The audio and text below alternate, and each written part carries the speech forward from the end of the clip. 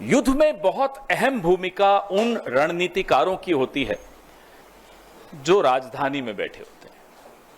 वो मंत्री हों, वो अफसर हों, वो प्रधानमंत्री हों, वो विदेश मंत्री हों, इन तमाम लोगों की एक भूमिका बहुत महत्वपूर्ण होती है जो सेना के पराक्रम को या तो बूस्ट कर सकती है या सेना के पराक्रम को और नुकसान भी पहुंचा सकती है, उनके मनोबल को नुकसान पहुंचा सकती है, जो हमने इस बार बहुत अफसोस के साथ कह रहे हैं कि होते हुए देखा।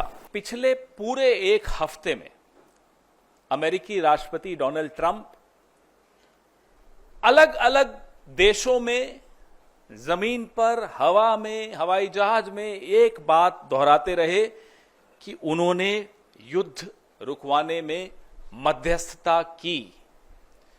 उन्होंने एक बहुत खौफनाक बात भी बोली कि उन्होंने भारत को व्यापार रोकने की धमकी देकर युद्ध रुकवाया। This is a very dangerous comment coming from the American President Donald Trump, that he threatened India, that he'll stop trade with India if the war doesn't stop. तो सिंदूर का सौदा होता रहा, प्रधानमंत्री चुप रहे। विदेश मंत्री के मुंह से एक शब्द नहीं निकल रहा, एक शब्द नहीं निकल रहा, दोनों के मुंह से नहीं निकल रहा।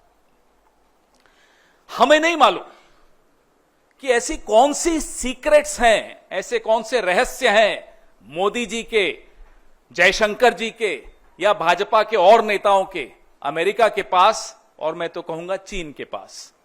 न अमेरिका पे मुंह खुलता है और चीन पर जब मुंह खुलता है तो सीधा क्लीन चिट देने के लिए खुलता है और मुंह ही नहीं खुलता। कारण क्या है? आपके जो रहस्य उनके पास होंगे, हमें कोई मतलब नहीं उससे, लेकिन देश को नुकसान क्यों पहुंच रहा है? पहलगाम का न्याय क्यों नहीं मिल पाएगा? इसलिए क्योंकि आप डरते हैं अमेरिका से, आप डरते हैं चीन से, आपका मुंह नहीं खुलता चीन के आगे। सबको मालूम है, पूरे देश को मालूम है, पूरे विश्व को मालूम है चीन की भूमिका क्या रही इस युद्ध में। और अमेरिका अपनी भूमिका खुद आगे बढ़ चढ़कर बता रहा है इस युद्ध को रोकने में।